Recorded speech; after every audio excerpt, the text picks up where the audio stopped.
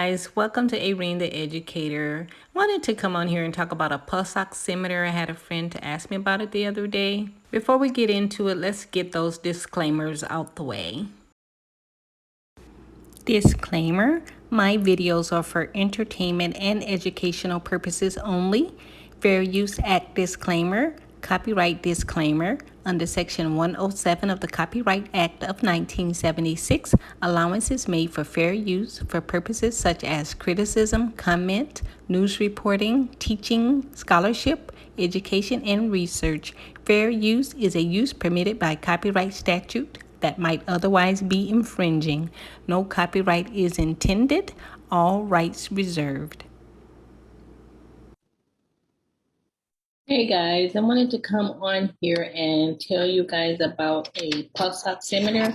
What a pulse oximeter is, it tells you what your oxygen is in your body. I'm just going to speak in layman's term because mostly that is who I'm speaking to, because people in the medical profession know. So I will try to convey this information in a manner that most of the people understand it. So there are different kinds. In the hospital, you will see it's looks like the old type, if you can imagine a miniature, I guess, box, and then it has the numbers and things on it, and then it'll have a cord sort of like this that comes out, and then it hooks up to one of your fingers. You'll have it on there, and then it'll be beep, beep, might be beep, beep, and then you'll see the numbers on it, and usually it's like 90, above 90, and it'll beep if it starts dropping down. They can usually set that at a certain level or a certain number. They put a number on there and so that it can alarm, because you don't want the alarm going off all the time. But while you're home, and especially during the COVID-19 crisis that we are having right now, this is the one that I have, pulse oximeter. And this is the one that I have. And usually you can get it for under $20. I'm not sure, because supply and demand, usually things goes up with supply and demand, but you take it. But this is the one I got. You can go online and price them. You don't have to get a big fancy one. You don't have to get one with a fancy case. This is the case that I have, that it came in. It's really nice and cute. I got green. You can get different colors. And I got this nice green one, and it goes right inside here like that. And you can either you can hook this on your belt or whatever have you.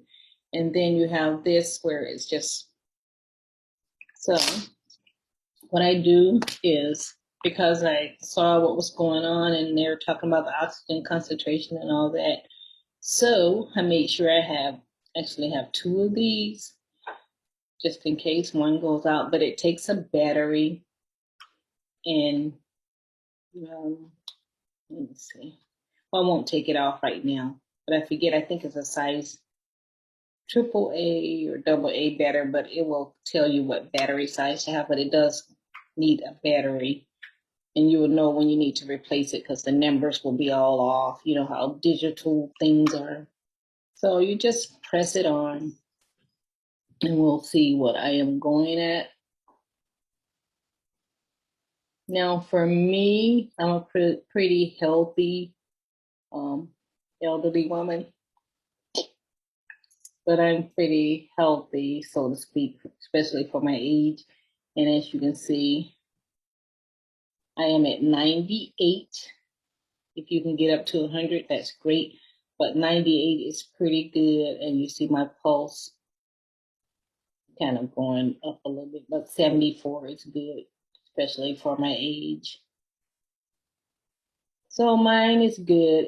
If mine dropped under, I start worrying, because I don't want it to get to a point where I'm in trouble. So for me, I'll start like really looking like at 90, but it has never dropped for me when I've measured it. It's never been under 94. It usually starts at 94 and then it picks up. And if it's like 95, 96, usually I'll go, I might cough or something like that.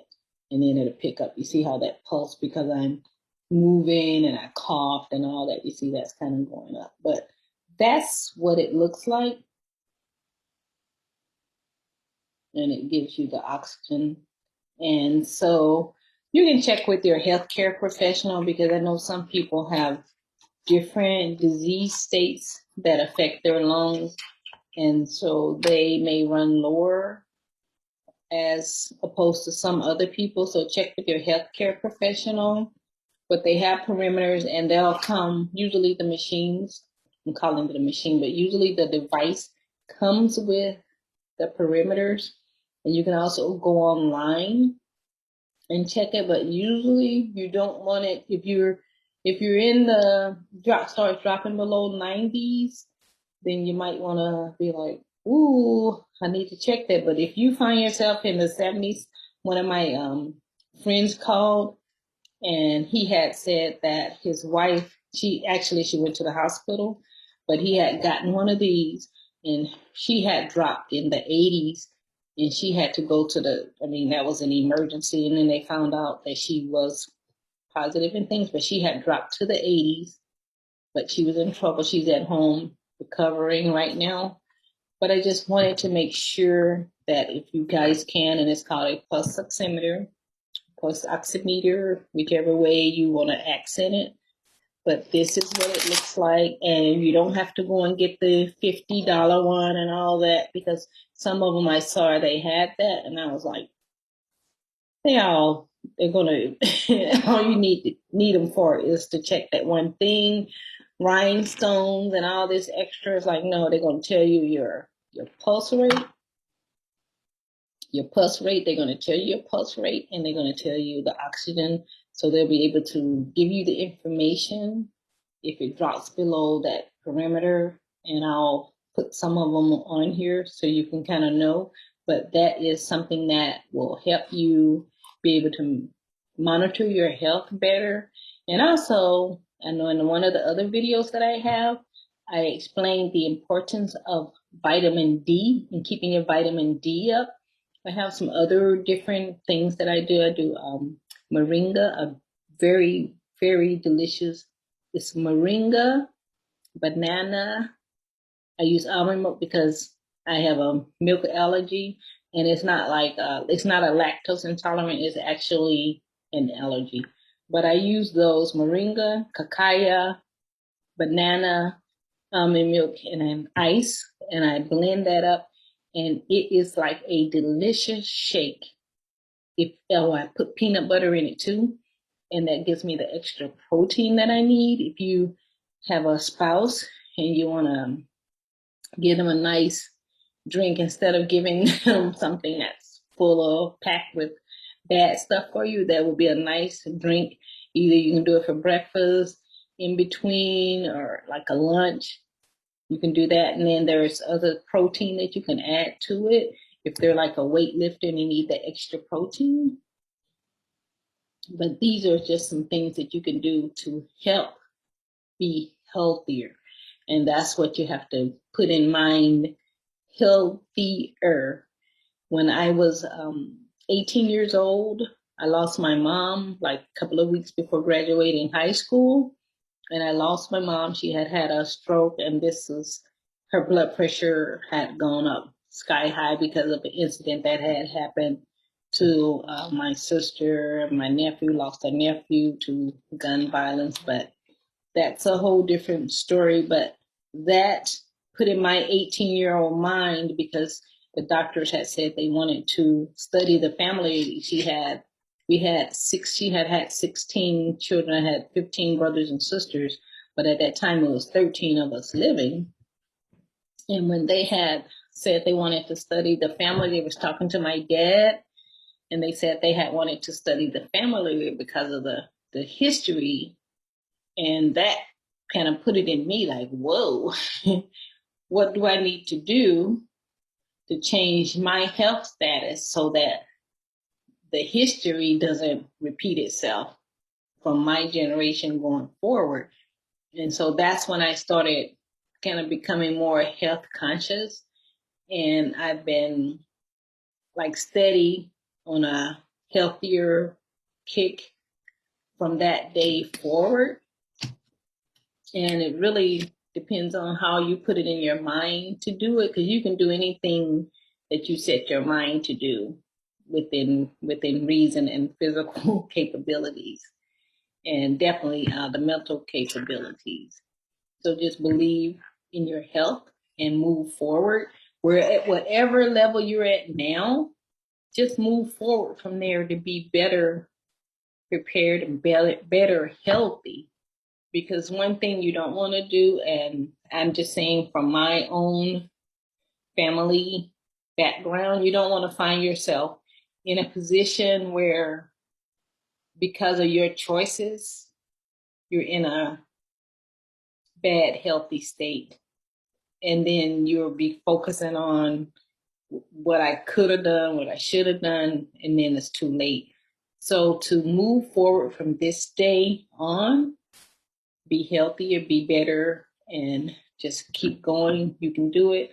But again, I hope you guys get the information with the pulse oximeter, because some people are like, well, how do I know when my oxygen saturation or my oxygen get to that point on difficulty breathing? Some people wait, and sometimes you can be compromised already.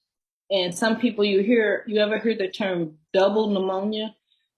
That is a layman's term for bilateral pneumonia. Bilateral means it's on both sides of your lungs. And what happens, then you hear some people say walking pneumonia. Walking pneumonia, lay people call it walking pneumonia because you're still walking around like everything is normal. You might have a little bit of difficulty, but you're still able to function. And because you're able to function, they say they were walking around with pneumonia all this time. And it may, some people like to get regular pneumonia, you might feel it really bad initially, so you'll go get help. But with the walking pneumonia, it'll creep up on you. So your lungs have, on the side of your heart, you have 2 lobes. On the other side, you have 3. So they're slowly filling up with fluid.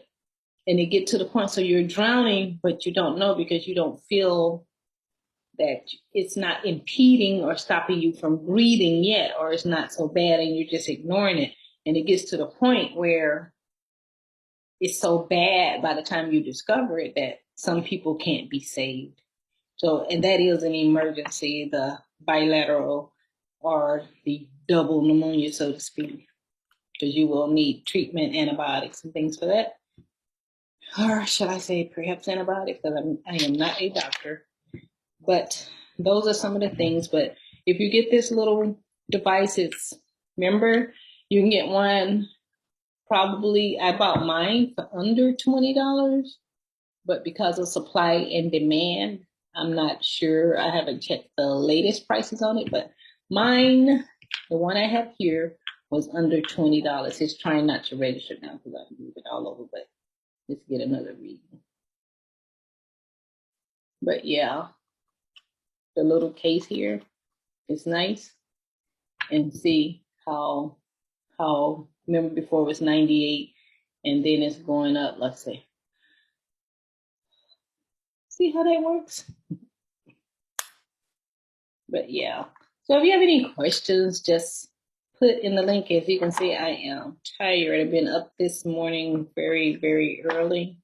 I'm tired, but I just thought I needed to come on here because everybody does not have the information to get one of these, but it would be nice. Put this, if you got first aid kits and all that thing, try to get one of these. And remember, usually they're under $20, so it will be a nice little arsenal to have, especially during this time with these different respiratory things. But always, if you feel that you need help, remember to call or go to your nearest emergency department or call your healthcare professional, all of that good stuff. Okay, be safe, be healthier, and hopefully you like what the information that I gave you today. All right, bye-bye.